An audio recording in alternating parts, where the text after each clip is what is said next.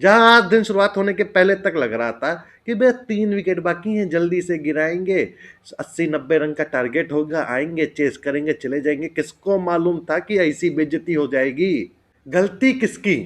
गलती किसी एक की हो तो बात करी जाए, गलती सबकी है। पहले कोच से स्टार्ट करते हैं। जब पता है कि रैंक टर्नर हम लोग से झेला नहीं जा रहा है, न्यूजीलैंड सीरीज में हम लोग एग्जाम्पल देख चुके हैं, 3-0 से व्हाइट वॉश देख चुके हैं, तो यहाँ ये रैंक टर्नर बनवाने की जरूरत क्या थी? फास्ट बॉलर्स की कमी तो हमारे पास है नहीं, क्वालिटी वाइज भी और क्वांटिटी वाइज भी। उन्हीं फास्ट बॉलर्स की बदौलत हम लोग इंग्लैंड जा रहे हैं, इंग्लैंड में मैच भी जीत रहे हैं, 5 मैचों की टेस्ट सीरीज को 2-2 से ड्रॉ भी करवा के आ रहे हैं। पर इंडिया आते ही फास्ट बॉलर से ऐसा लगता है विश्वास ही उठ जाता है। स्पिनर दे दो हमको, सारे स्पिनर चाहिए अपनी टीम में और फिर रैंक टर्नर बना दो। जगह जगह खबर तो यही आ रही कि सौरव गांगुली ने बहुत समझाया उनको कि भैया ना बनवाओ रैंक टर्नर, ना बनवाओ रैंक टर्नर। वो रैंक टर्नर के पीछे पड़े थे।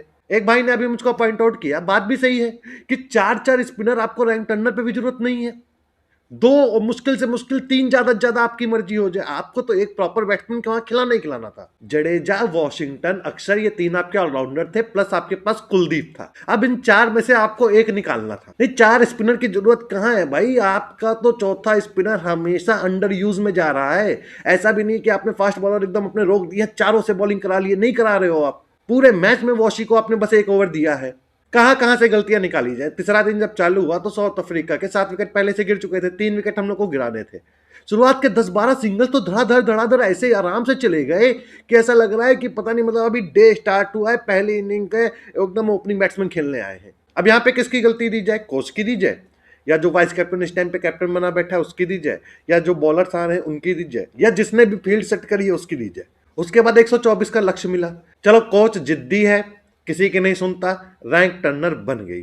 विजिटिंग टीम आके हमारे घर पे 150 बना के जा रही है सेकंड पारी में, हमसे अपनी सेकंड पारी में 100 नहीं क्रॉस हो रहा है। इतने बेकार बैट्समैन है कि किसी से 50 प्लस स्कोर नहीं बन पाया। नहीं, यहां तो कोच की गर्दन नहीं पकड़ी जाएगी ना आके। वही मैं कह रहा हूं, गलती सबकी है, एक तरफ से है, बाकियों की है कि इतने इनकॉम्पिटेंट है कि वहां पे 124 इन लोग से चेज नहीं हुआ। जायसवाल की डिसमिसल देख लो, पहली दूसरी इनिंग में बॉल तो सेम लाइन की थी, बस लेंथ उसकी आगे पीछे थी। पहली इनिंग में वो बगल की बॉल को एकदम कट मारने चले गए, उसमें प्ले डाउन हो गए। दूसरी इनिंग में बॉल को डिफेंस करने जा रहे हैं, वो आउटसाइड लेके चली गई कीपर के हाथ में। फिर केएल राहुल पहली इनिंग में काम अपना ठीक करा, सेकंड इनिंग में वो फिर गलत शॉट। वॉशिंगटन सुंदर, जिसकी इतनी बातें हो रही थी कि इसको 3 पे क्यों खिलाया जा रहा है, 3 पे क्यों खिलाया जा रहा है, वो मैच का हाईएस्ट स्कोरर बन गया। बमुआ ने भी 57 रन बनाए हैं दोनों पारियों में मिला के, वॉशिंगटन के 60 है। लोग कह रहे हैं कि नहीं, वॉशिंगटन को खिलाना ही था तो इसको नीचे खिलाते, ऊपर एक प्रॉपर बैट्समैन खिलाते। ये तो मैंने अपनी पिछली वीडियो में भी बोला था। पर ये तो कोई नहीं कह सकता ना कि जब अगर वॉशिंगटन को नीचे खिलाते तो नीचे से यानी हमको या तो अक्षर को हटाना पड़ता, या जडेजा को हटाना पड़ता, या कुलदीप को हटाना पड़ता। अब लोग कहते हैं कि वॉशिंगटन को रख लेते, अक्षर को हटा देते। तो ये तो मैच देखने के बाद हम कह रहे हैं। मैच स्टार्ट होने से पहले तो यही कहा जाता कि वॉशिंगटन को क्यों रखा, अक्षर को रखना चाहिए था, ज्यादा एक्सपीरियंस है उसके पास। उसके बाद ध्रुव जुरैल, वो आधी पिच पे उसने बॉल पटक दी। सबसे घटिया बॉल जो हार्मन ने डाली अपने पूरे टेस्ट मैच में वो वही थी। ध्रुव जुरैल उस पर भी विकेट देके चले गए। उसके बाद ऋषभ पंत भी एकदम सॉफ्ट डिसमिसल। ठीक है, माना ऋषभ पंत का खेल थोड़ा अतरंगा है, पर अतरंगा डिसमिसल होता तो समझ में आता।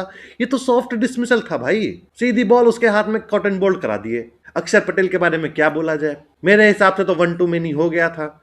जब पहली पे चौवा आया उसको दिखाई नहीं दिया था तो बच गए थे, दूसरी पे आराम से छक्का इन्होंने मार दिया, तीसरी डॉट आ गई थी।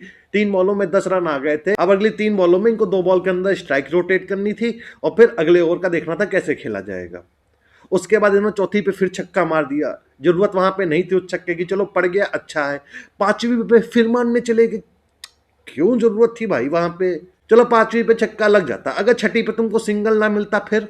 उसके बाद तो तुमने बुमराह को एक्सपोज कर दिया था ना अगले ओवर में पूरा ओवर खेलने के लिए पहली बॉल से ही। और किसी को तो मैंने देखा कोई कह रहा है गिल की वजह से, अरे अरे उसकी वजह से क्यों? अरे कह रहे भैया वो बुलबुल है, उसके हल्का सा नेक में खिंचाव आ गया तो वो खेलने नहीं आया, उसकी वजह से हमारे, मतलब यहाँ पे इनको ये यकीन था कि गिल अगर खेलने आता तो उसके अंदर इतनी कैपेबिलिटी है कि वो मैच जिता जाता, तभी तो उसकी वजह से हमारे वो बैटिंग करने नहीं आया, हम मैच हार गए। गिल यानी अच्छा बैट्समैन है, तभी ये लोग गुस्सा हो रहे हैं कि भैया डरपोक है, वो आया होता मैच खेला होता तो हम लोग जीत जाते। दूसरी तरफ उसको इसलिए गिराएंगे कि अच्छा बैट्समैन नहीं है, डरपोक है कि अच्छा है, डिसाइड पहले कर लो। हम लोग पाकिस्तान का मजाक उड़ाते रहते हैं कि कौन सी टीम है भैया कि वो यहाँ से मैच हार जाएगी, 7 विकेट अपोजिशन को गिराने के बाद भी मैच हार जाएगी। अरे हैं हम भी साथ में, पहले पिच में गड्ढे बनाओ फिर उसी गड्ढे में जाके खुद गिर जाओ। T20 में भी इसी अप्रोच को इनके डिफेंड कर रहा हूँ।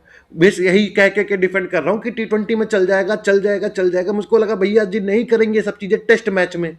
नहीं, टेस्ट मैच में भी यही सब करना है।